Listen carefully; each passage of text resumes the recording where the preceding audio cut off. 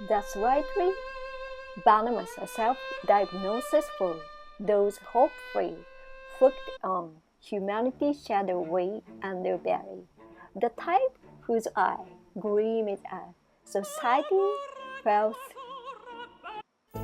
I adore manga, especially the one dripping with juicy, dysfunctional human dramas. The more toxic the relationships, the faster I turn the pages. Who needs a therapist when you have manga?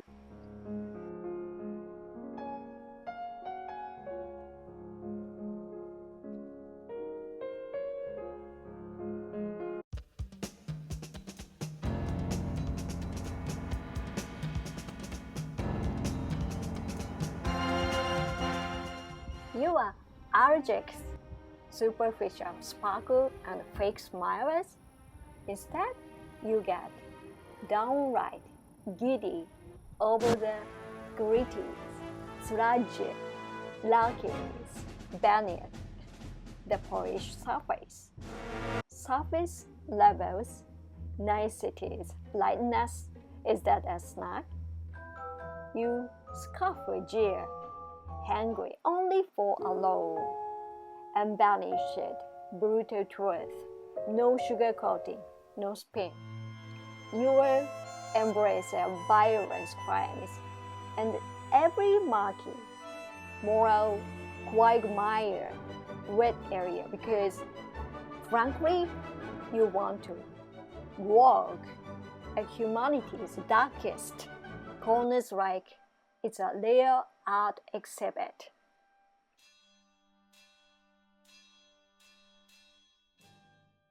Congratulations, you're satisfied darkness fetishist. Good versus evil plays that so last millenniums. Brains, there we go. Backstories, motivations, probably therapy pills.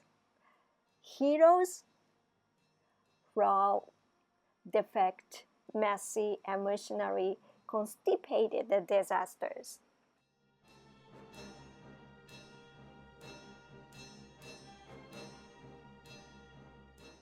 You don't swoon over flawless champions. You fall head over heels for broken, scarred anti-heroes because normal is boring, imperfect is suspicious.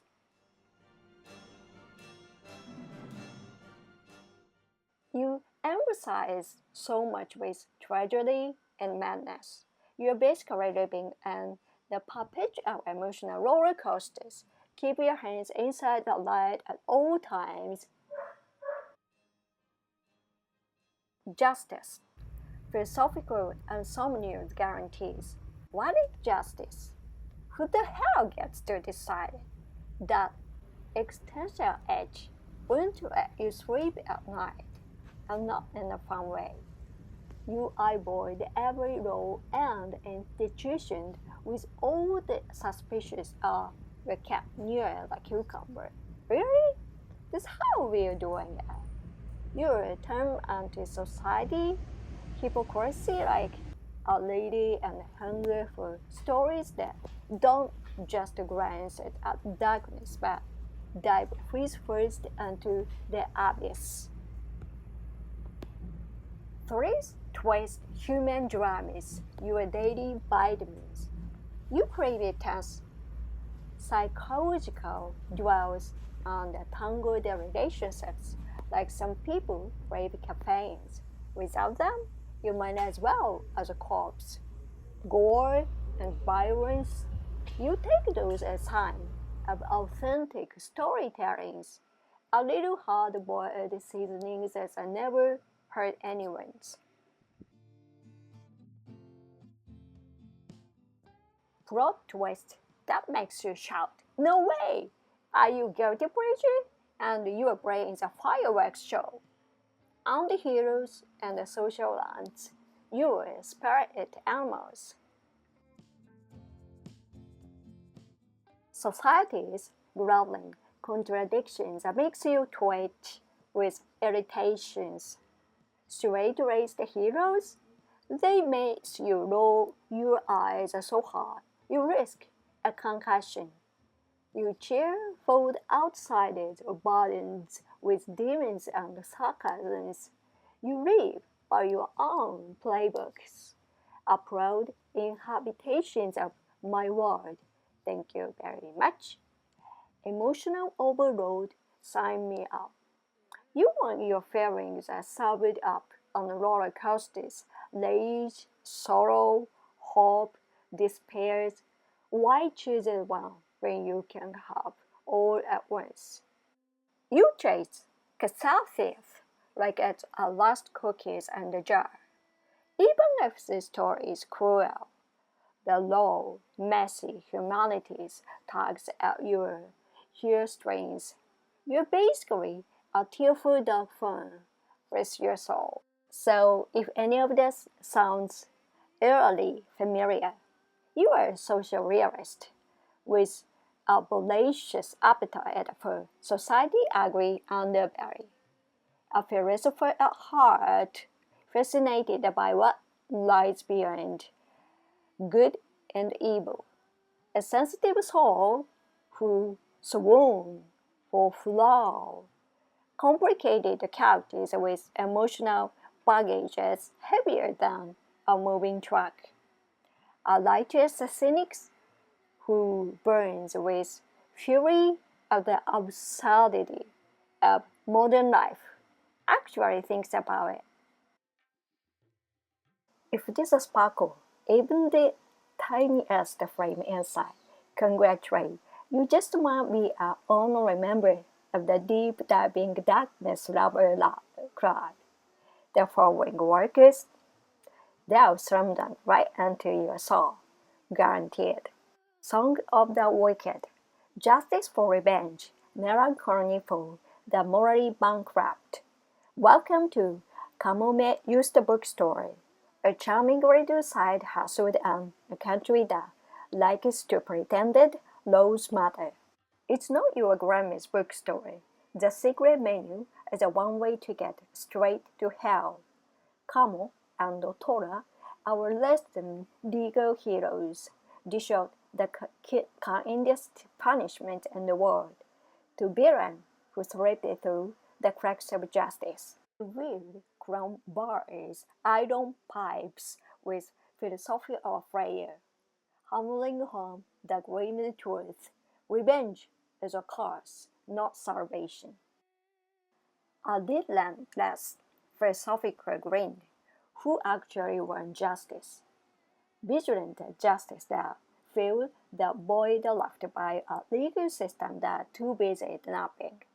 Revenges as an endless feedback loop. The hellishness shower never stops. Villain as victims, prepare to question everything you thought you knew. Cold, sharp social satire that leaves victims and families in the dust.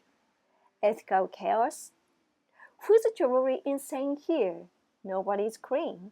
Kamo and Tora dig 2 graves every week. Irony so thick you could cut it with a crowbar. Somehow, these guys are still managed to be oddly redeemingly. Your average middle-aged salaryman turns into a working superweapon.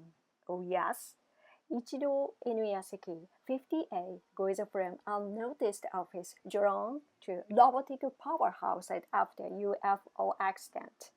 Meanwhile, high schooler Hiro Shishigami from the same event decided, Mew, I'm not even human anymore, and go is on a murderous spree. An epic crash of good, evil, and existential dread. A sci-fi existential crisis exploring what does it really mean to be human. Watch a bold, middle-aged man fight, tear free for what little good remains. Prepare your tissues. Action sequence is worthy of Hollywood mixed with painful family drama. The villain is no one-dimensional bad guy, but a lonely, tragic teen. Explore the theme of approval, loneliness, and the society rotten core. And on a tier, joking is not about forgiveness and survival. Bring your philosophical napkin. Who should read this? Those who forget, twitching over evils that laws cannot touch. Revenge and justice, enthusiasts who don't mind getting their hands dirty.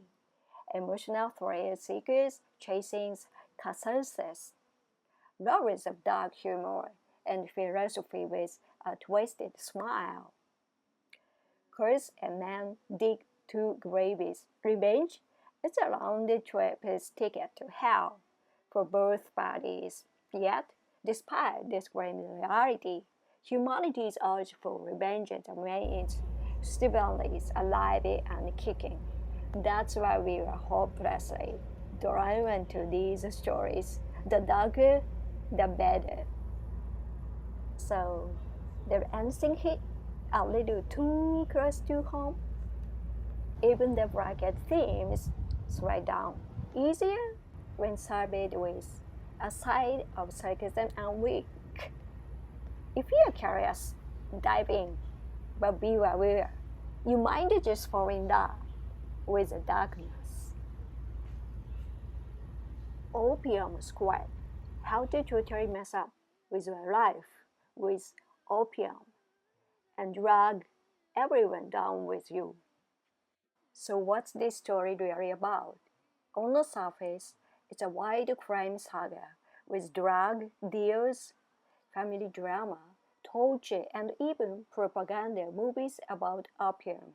Because nothing screams blockbuster like glamorizing the addictions, right? But underneath all the smoke and mirrors, it's really about one thing: power, control, and endless games of not my problem.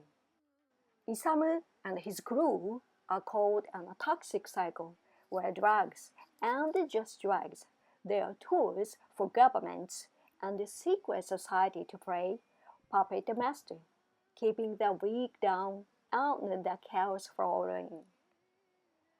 Manchuria? Oh, it's just a perfect. Oops, here's your opioid problem. Testosterone. While Japan plays innocent on the sidelines, pretending to be all clean and moral. Classic political dodgeballs. It's basically a video lessons wrapped on the flashy crime thriller. Life's a pretty poppy field, but beneath it, the innocent flower is some serious poison, and those in charge would rather sweep the mess under the rug than get third-hand dirty. Isamu lost an eye, but gained a full new way to avoid facing reality, because sometimes one eye sees the harsh truth, and the other lost in drug-fueled dreams is the only way to survive this circus. So yeah, if you want to know what Manchuria Opium Squad really says, it's this. Welcome to the adult world, where addiction, power struggles, and government cover-ups are just part of the daily grind, and nobody really coming out clean. I'm obsessed with a pitch black the underworld of humanity, the kind of stories where morality is more of a rules, guidelines, and justice. Mine began out for a smoky break and never came back.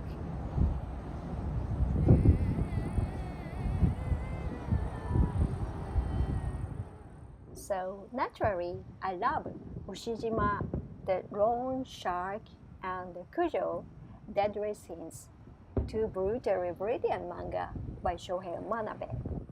I haven't finished either series yet, so they didn't make it into my official top rankings this time, but let's be real, they're Definitely lockings near the top, probably sharpening knives.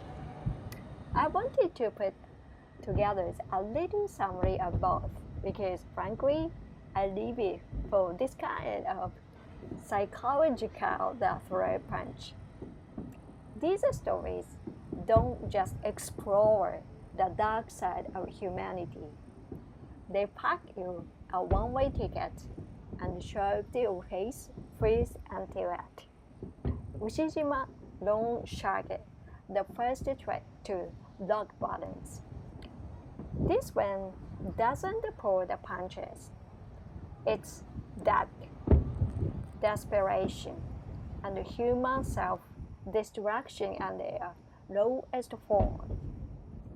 Forget it. Inspirational turnaround.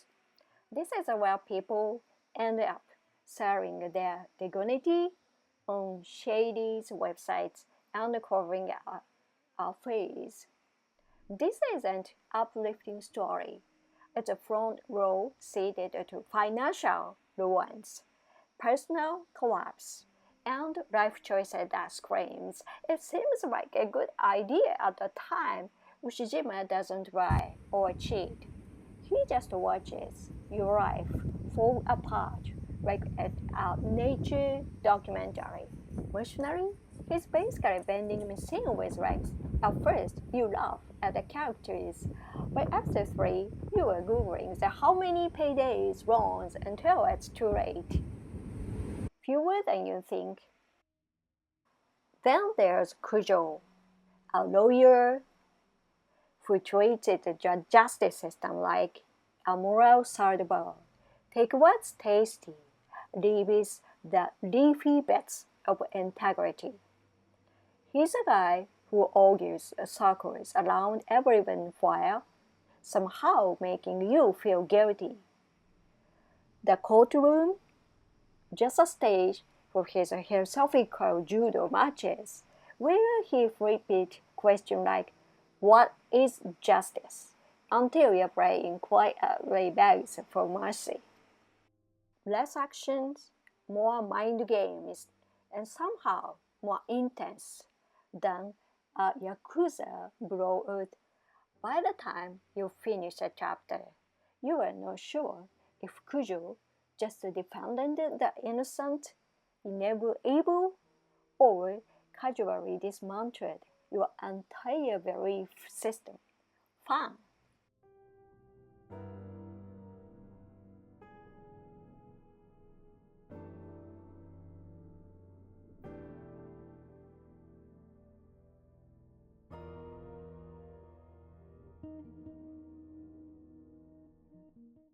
These two series are like spiritual siblings, dark, brilliant, and totally uninterested in your comfort.